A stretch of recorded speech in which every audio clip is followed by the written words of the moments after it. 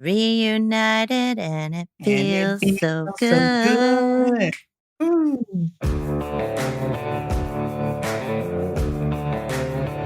What would happen if we just told the truth? Welcome to Truth Works, where we dig into the nitty-gritty of leadership and work. And what needs to change? I'm Jessica Neal. And I'm Patty McCord.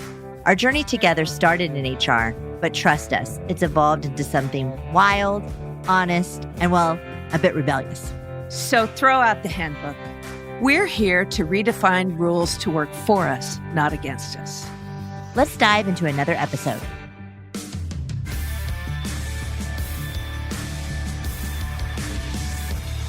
Listen, everybody, I am so excited today to welcome one of my favorite people in the world to TruthWorks, Miss Bozoma Saint John.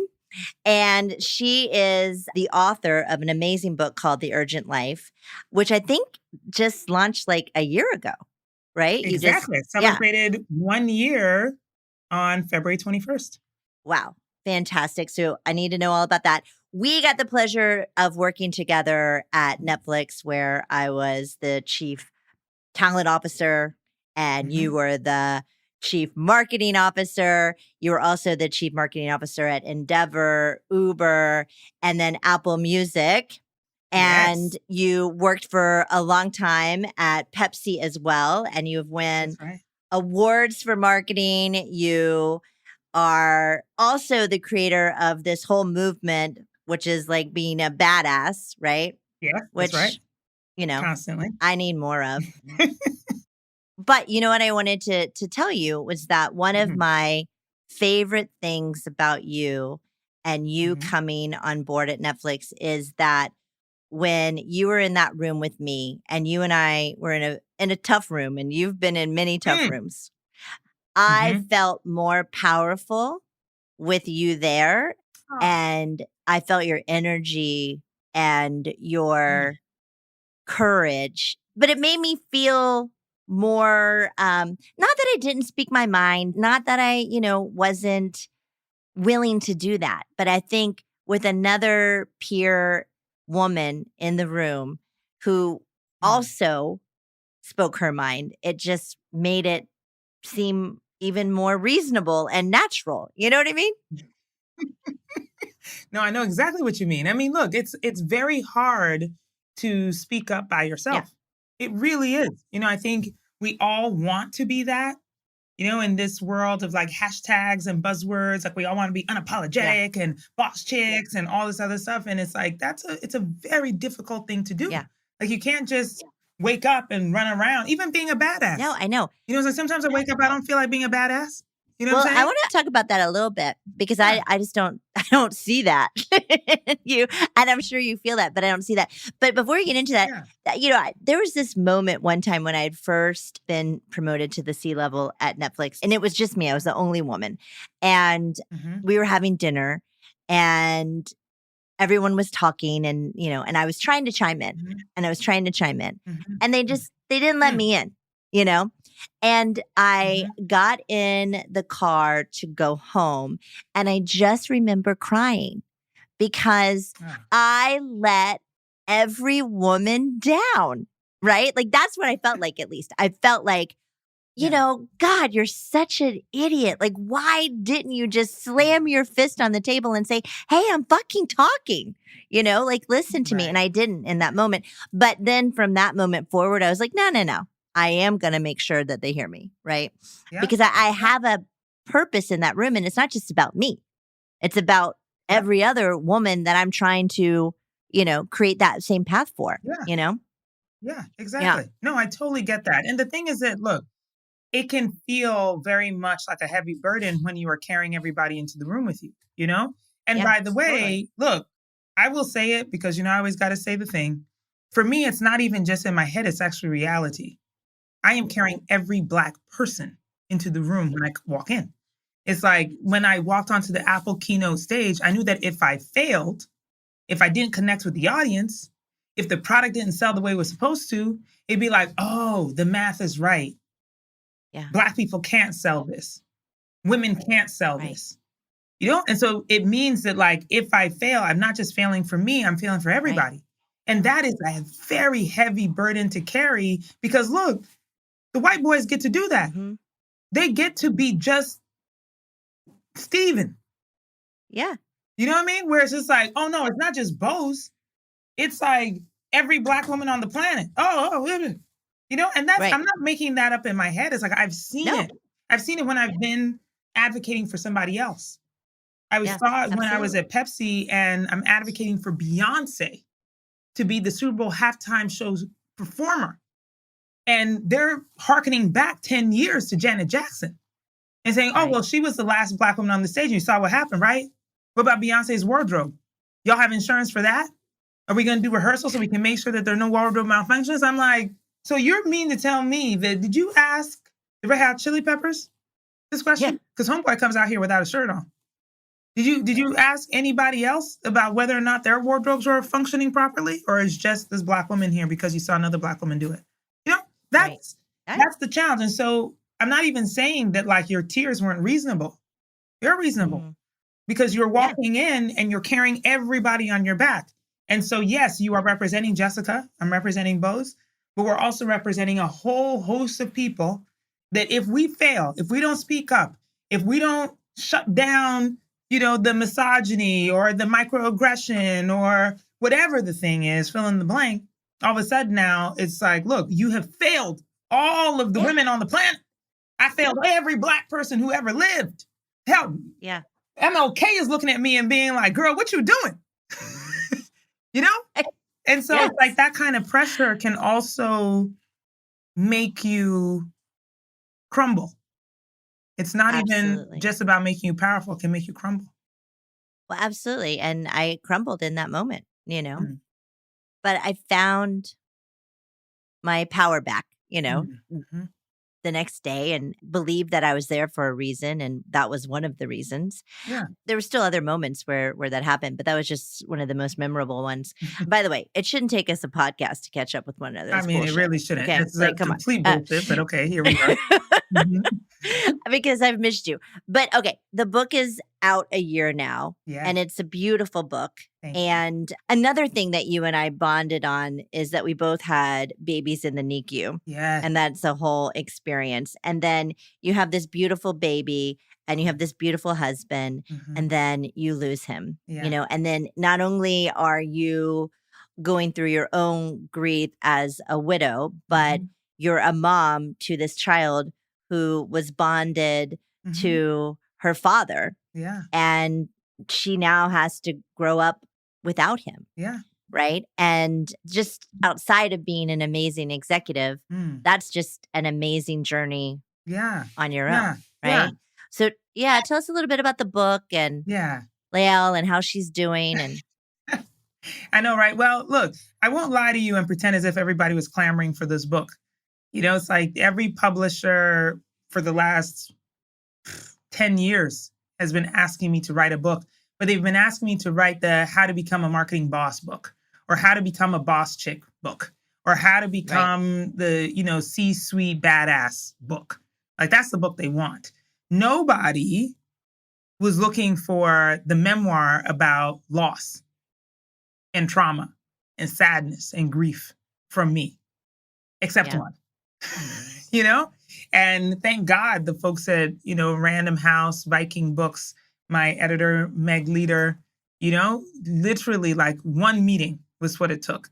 And what I said to her was that, look, I know that I've been lauded. I know that I've been celebrated for my career successes, and that you want to know why I'm a badass. I'm like, I'm a badass because of what I've been through. I'm a badass because of what I've overcome. I'm a badass because I've been to the very depths of the darkness in the bottom of the pit, and I'm still standing here. That's why I'm a boss. That's why I'm a badass. You don't become this without having faced some challenges. And so coupled with the fact that, especially in this day and age, as you said, in, social media and other spaces, it's like, look, everybody sees the highlights. They see the big wins. And people want to follow people because they're like, ooh, look, she's winning, she's winning, she's winning. And especially in leadership, it's like, even as you have, like these big town halls or these status meetings. Like, people don't want to see their leaders in pain. They want to see leaders that inspire, that are like freaking William Wallace out here, Braveheart. It's like, want to see people that are going to tell them that the road is smooth and just keep going because I've never failed before. And I'm like, maybe that works for like a minute, but in real life, like, I am going to be able to inspire you better because I have seen the failure, because I have seen the hurt, because I have been sitting at my husband's bedside while he was suffering through the last moments of his life. I've been there. And so therefore, I'm a better executive because I have empathy for those who are surviving a terminal illness, who are the support system. I'm a better executive because I'm a single mom. I'm a better executive because I'm a first-generation American immigrant. I'm a better executive because I understand what it's like to be a woman who is othered. Those things make me better. And so therefore, my book is that. So yes, I called it The Urgent Life because urgency to me is not just about speed. It's, yes, of course, I want to, as I put in the book, the quote from Diane Ackerman, which I really live by. It's like, paraphrasing, she says, I want to get to the end of my life and not just have lived the length of it. I want to have lived the width of it. And for me, it's like, I want to live a very wide life. I want all of the things. And so that means that it's not the length. It's not about the time that it's taking to do things. Urgency to me is not like, I got to do it tomorrow. Urgency is like, do I have the intention to live a wide life?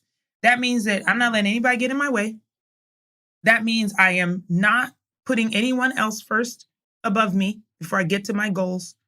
That means if situations, places, companies, relationships aren't serving me, I'm out of there. And that's not just like, oh, she can't take like adversity. It's like, have you seen adversity? Look it up in the dictionary. My picture is up in there. You know what I mean? So to me, it's like, look, urgency is like, do I have the intention to live the life that I want to live? Even if I face trauma and grief and sadness and debilitating agony over the things that have happened in my life, and can I still win? And if the answer is yes, and you feel that you're in a similar place, regardless of what it is, we don't have to have the same journey. You can face it in any capacity. Grief comes in many, many different shades and colors. And if you are facing that or have faced that and you want to figure out how to see the light and make the light, come over here. I got a thing or two to tell you. That's what my book is. Yes, you do. Yes, you do. I think I remember you were talking about like dawn is going to come anyway. Yes. Right. And so you sort of have a choice, like the sun is going to rise and there will be another day. Girl, let me tell you something. Okay. Anybody who has been in any kind of grief, and again, it doesn't matter what it is. It could be, significant loved one who passes, or your mom or a parent or a sibling, child. It could be the death of a relationship, death of a job. It could be anything. You know what that feeling is when it's late at night and you're over here in the depths of your sadness. And you're thinking like the whole world should just shut up. No one should wake up tomorrow because I don't feel good. But guess what? Yeah, the dawn does come. And the sun has a nerve to be shining. And people have the nerve to get up and go to work. People have the nerve to laugh, tell jokes. You go on social media, oh, they're out here playing music, having a good time. And the question I always have and always think about when I'm in that dark place is like, yeah, the dawn is going to come anyway. There's nothing I can do to stop it. So what am I going to do? What is the choice I'm going to make in the dawn? Am I going to sit here and wallow in my sadness? By the way, nothing wrong with that if that's what you want to do, but it is a choice. You are not a victim to that grief. It's your choice. Like if you want to go sit in the cave and cry for 3 months, go on ahead. But that is your choice. Or you can say, okay, I'm going to do this other thing. That is your choice. Oh, I'm going to medicate myself with work. Okay, that is your choice. All I'm asking for all of us to do is be aware of the choices that we're making. Dawn is coming. So what is the choice that you're making? I love that. I just get goosies. Well, it's the truth. I mean, it is the truth. It is the truth, which is why I got goosies. Okay, so let's talk a little bit about, and maybe these are correlated because I don't even know if I ever really asked you how like the badass movement was created, but and that was before your book. I mean, you've been Yeah. doing this badass thing for a while. Yeah. So how was that born and why was it born? I know, How did right? you just decide I'm gonna badass everybody? Yes, exactly. Well, you know what's so funny? So having worked in the music business, right? And sort of on the periphery because at PepsiCo, I was the head of music and entertainment marketing, right? And so it was my job to interface with the record labels, with music artists, with film studios, actors, everybody in relation to the brands at PepsiCo, right? Strike the deals, do the creative, execute. So I got to know a lot of people in the business. And one of my favorite groups of people to work with was DJs, and in DJ culture, like DJ names, right? It's like, but DJs don't pick their names. The names are given to them. And so I always found that to be interesting because nicknames are very much the same way, right? It's like, look, my family calls me Boz or Bozy, but that was given to me. I wasn't like one day just woke up and said, y'all call me Boz, But I have known people who've been like, oh, let me go ahead and change my name. And so at the moment when I lost Peter, was moving from New York to LA for this new job at Beats Music, which, by the way, everybody and their mother said I shouldn't take because they were like, you should stay put, you should grieve, heal from this. Meanwhile, I'm just like, what the fuck do you know about healing anyway? Like, what you know about it? You don't know nothing about my journey. You don't know nothing about healing. Don't tell me what my timeline is. But that's what everybody wanted to tell me. And like, oh, don't move. You're going to have a mental breakdown. And in that process, I was like, yo, I'm gonna rename myself. It's like that Boz that was having a really good life in New York with her husband and her kid and her highfalutin job and, dancing in the club with all the celebrities and all that. That person is dead. That person also died. And in her place is this phoenix who's rising, from everything that's burnt down. And as I thought about who that person is, I was like, yo, I'm really a badass. Like you can't do anything to me that will bring me down. Like you can't do anything. I've already seen it. Yeah. So it's like, what you gonna do? And I feel like that's what badasses are. They're almost like, it's almost like a threat. I'm like, I walk into the room and I know I'm already a threat. I know that. And so I walk in, you're gonna perceive me in a particular way. And yes, you are right. I'm here. I'm a badass. I'm going to take your lunch. Okay? And your cookies too. No, and your cookies. Okay? And your outfit. And I'm going to give it back to you because your outfit sucked in the first place. Okay? So to me, it's like that idea of badass was really born in that moment. And then I was like, yeah, everybody needs to call me badass. So the first thing I did was change it on social media. I was like, when you come and search for me, because you're looking for me, okay? You're looking to see what I'm doing. What you got to type in is badass Boz. That's what you're going to find. And from then on, it's like the rest is history. I love it. Yeah, I don't even think I really knew that, Boz. And so you name yourself this, but then you actually start sort of a movement of, getting others to be badasses along with you. Yeah. Well, because that, Jessica, like the number one question I get, it doesn't matter if I'm in a restaurant, at the airport, at my daughter's school, church, girl, wherever it is. If somebody recognizes me and they come up to me, number one question I can almost always predict is, how do you do it? Tell me how to do it. Give me the 5-minute elevator pitch on how to overcome, how to show up as yourself, how to be unapologetic. They want to know how. And so I'm like, the movement is for everyone who has that question. I don't think you have to have answered the question or to be at the end of the road in order to be a badass. I think the journey is part of the badassness. It's like, look, again, if something happens to you, you are micromanaged, you get fired from your job, you get dumped by your partner, you have a miscarriage, you are trying to figure out, the next iteration of your life and you can't find it. Whatever the thing is that is tragically happening in your life, and you are trying to find the next step forward, if you find that next step, you're a motherfucking badass because you found it. You know what I mean? Because you actually took the step. I didn't say that you had to then have found the love of your life or found the dream job or had the baby or any of those things.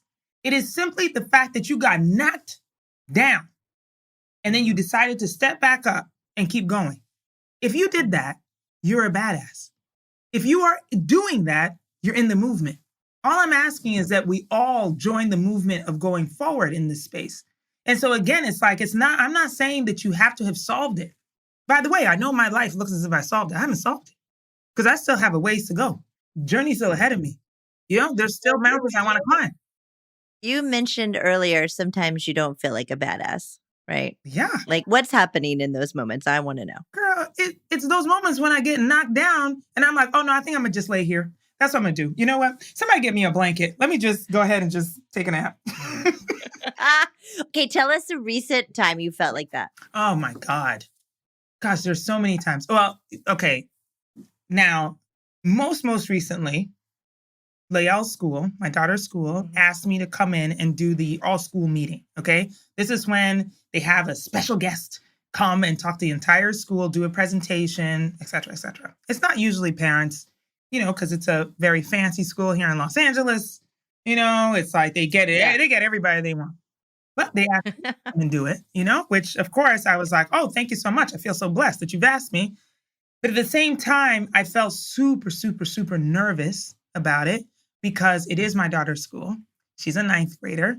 There are 12th graders there that she really respects and admires, and other people. And I don't want to embarrass her, And at the same time, I'm like, God damn, these are also high school girls, We know how they are. You know what I mean? And so I just did it. They're brutal. So I didn't want to go in and be uncool or boring, or they'll just start throwing the tomatoes and be like, who the hell invited this woman up here? And I know that it's like funny because it's like, hey, look, I'm sure, I've been in front of thousands of people and audiences. But the real truth of it is that like, look, I can get on any stage and do my thing, but that's also to adults. It's also mostly to executives, to working people who understand where I'm coming from. My jokes land because I have a shared experience with them. The last time I was a teenage girl in high school was many decades ago. And so I don't recall what those jokes are. I don't know who the, current people are that they're listening to, who they're watching on TikTok or on Snap. Girl, I don't know. And so for me, the failure in that moment was that I was so nervous that I was literally like backstage having a slight panic. Lael had to send me a text message talking about Mom is going to be all right. Then she had to actually physically come backstage and give me a pep talk and a hug. Aww. And you know what? I think for me in that moment, what I was feeling as failure was that I wasn't showing up as the badass that I am. Lael was taking on the role of like being the encourager, the one who said, come on, you can do it. Look at this. They're so excited to see you. They're going to clap. It's okay. And I wasn't this person that everybody sees. I was the scared one in the back. And so if there's anything, it's like, look, sometimes, if somebody had given me the choice and said, Boz, you know what? Actually, you don't have to do this if you don't want to. You could go home and have those bonbons and sit on that couch and watch some Catfish. That might be what I would have done. I love that show. So I do. I don't know why it's so cruel and awful, but I do love that show. I'm telling you. So, okay, let's talk a little bit about Ghana. Ooh, yes. One of my favorite subjects.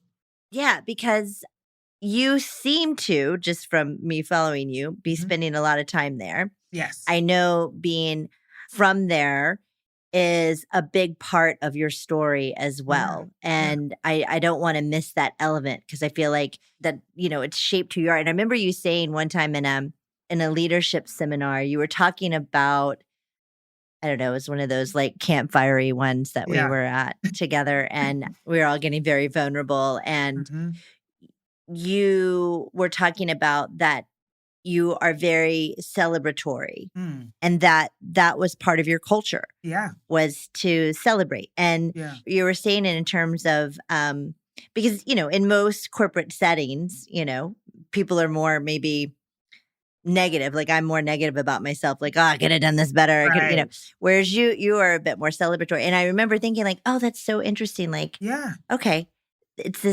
this is a culture that celebrates Yes. success and wins. And so tell us a little bit about Ghana and what you're doing. Yeah. Well, thank you so much for bringing that up, actually, because I remember getting a lot of feedback at that specific meeting that it was almost like a eye opener, because yes, a couple other colleagues were like, oh, we understand. Now we get it. It was like the connections were made. It was like, because I was getting a lot of feedback that, maybe I should be more humble or, more self-reflective. It wasn't from me, by the way. No, it was not from you. Okay. That person shall remain nameless. But, and I was so confused by the feedback because I was just like, but that's not the people that I come from. The people that I come from created the drums, talking drums, people that I come from wear bright, bold colors. Right. You think the town crier came from Rome? It did not. West Africa, baby. They were out here yelling from village to village, and talking about the accomplishments, of the person. Even in Nigeria, my good friend Lovey Ajayi Jones writes these beautiful orikis, that are about, like they start off with like, if you've watched Game of Thrones, it's actually taken from Nigerian culture where they're like, Jessica Neal, first of her name, slayer of the talent pool, goddess of motherhood. You know what I mean? Like that is how we talk. That is how we introduce ourselves. That's how we introduce each other, Yeah. And so for me, it's like, this all is also a part of the reason why I'm so insistent on celebrating Ghana and its culture and bringing it to the forefront. Because of course, as a marketer, I am very sensitive to the bad marketing that Africa has had, not just for the 400 years of slavery, but also in present time with all of the commercials that we saw as we grew up about, like go build wells and feed the starving children. And it'll take 1 cent a day to like feed a starving African. And it was like, why would anybody respect Africa? Why would anybody think that it's a place of riches and beauty and like history that somebody should be proud of? And so as we've been in our society of like trying to combat prejudice and racism and bias, the president of Ghana said something in 2017, which is what inspired me and which inspired us to work together, was that he was at the UN General Assembly, and the speech that he gave in advance of the 2019 marking of 400 years since the beginning of the transatlantic slave trade, he said, if we want to solve the issue of racism, it is about Africa, right? Because you think that we're dealing with the problem right now, but it isn't that. He said, until the continent of Africa is respected, no person of African descent anywhere will be respected. And I was like, goddamn right.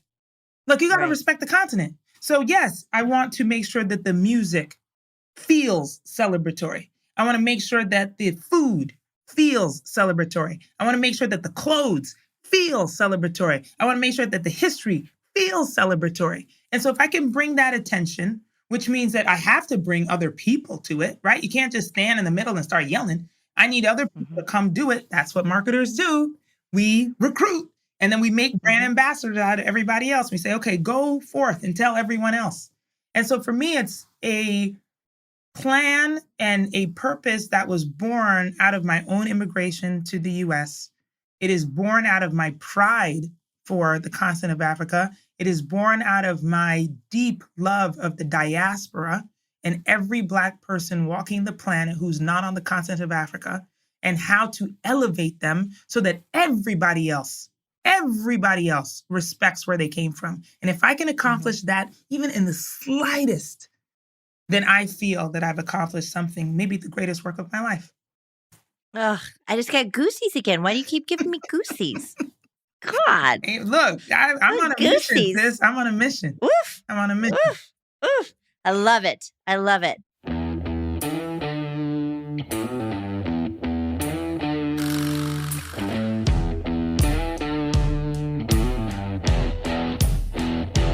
We are going to jump into career confessions. Okay, yes. You want to join me? I'm Will ready. you? Career confessions, Okay, baby. let's do it. Let's confess. How do I support my coworker who's going through a tough time in their personal life? She's already taken as much leave as she can, and I'm a bit concerned about how she's managing her workload. But I'm also just concerned for her in general. I don't want to look like I'm prying, but I want her to feel supported. How would you advise this person? Yes. Now, see, this is when we talk so much about teamwork in the workplace, but we don't live it. We only live it in that, like, let me do my part. Let me do my part. You do your part, and that's teamwork. That's not teamwork. Right. Teamwork is when there's a team member who's down and you pick up their work. That happens whether that's in the corporate space, on a football field, on a basketball court, anywhere where you have a team. One of your players goes down, somebody's got to come up and do the work. And so to me, I apply that even in my personal life, of course, is maybe one of the biggest times I think of when Peter was ill. And I was in the hospital, and sitting by his bedside. And look, the work still had to go on. Nobody was stopping PepsiCo from making its products just because my husband was dying of cancer. Nobody was stopping. And it was my team members who picked up the slack and told me they were going to do it. I think that's another part of the communication of teamwork is that, again, I'll just make the analogy to sport. It's like if you're on a basketball team and somebody goes down, the other person who doesn't have the ball across the court yells and says, here, I got it. Right here, I'm open. Right? Because then that person who's down knows that somebody's got to cover. The person who has the ball knows where to throw it. It's the same thing in the corporate space. So not only are you volunteering to, first of all, pick up some of the work or divvy it up so that it's more equitable across everybody, but speak it, say it. Because your team member who is down needs to also know that the work is covered so that they're no longer stressed about it. And they're not worried that if they don't do it, that they'll also fail or let down the team. Yeah. And I think like in these moments, you feel uncomfortable because they kind of mention prying. But this person knows that and that the team knows that something's going on. And you going to them and saying, how can I support you? What can I do for you? Yeah.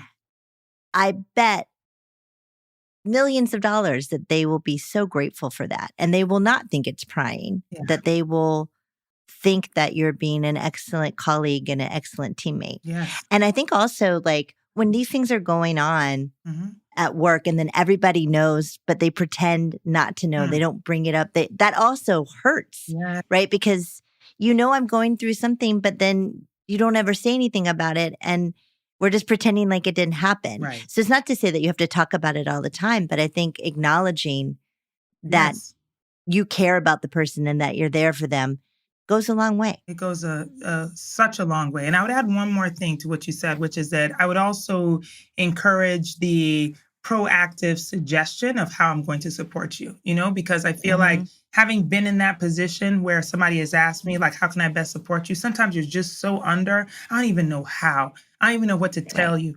And so it happens both in the personal space, but also in the workspace where you can say, you know what, that deck you were supposed to finish? Like, I'm going to get a couple of pages together and, I'm also going to give it to X, Y, and Z person. And we're going to work on it. We'll bring it back to you so you can see it if you want eyes on it. If not, we'll just turn it in. Okay? Don't worry about it. Yeah. That, make a suggestion. Or, girl, I'm going to come over and do the dishes. Because I know that that kitchen sink is full. And the dishes, Whatever man. it takes. Whatever it takes. The laundry and the dishes. The laundry and the dishes. They just keep piling up. Do indeed. Okay, well, the great advice. Thank you. Oh my God, I wish I could hug you. I know, same. I would give you the biggest hug. I love you, and I've missed you. I love you. And you've been such an amazing support. And I have to say, for everybody who's listening, it's like the way that I walked into Netflix with my full self, even in the middle of a global pandemic where I couldn't see 99% of my team, I saw you and several other people who were so supportive of me, even though I was very different to the executive team. And I thank you for your support. It truly meant the world. It made a difference to me. And I want you to know that will never be forgotten by me. Oh, Thank you, Jessica. oh, thank you. Love you, girl. Mwah! Love you. Now I'm going to go cry. Mwah.